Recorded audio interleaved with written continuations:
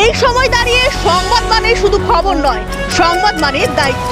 যেখানে গুজব নয়, চলে সত্য, পক্ষপাত নয়, শুধুই নিরপেক্ষতা। ব্রেকিং নিউজ হোক বা রাজনৈতিক সিদ্ধান্ত, আমরা পৌঁছে দিই তথ্য সমৃদ্ধ খবর। সমাজের কথা, সাধারণ মানুষের প্রশ্ন, অপরাধের আসল চিত্র। এটা কোনো নাটক না, শুধুই বাস্তব।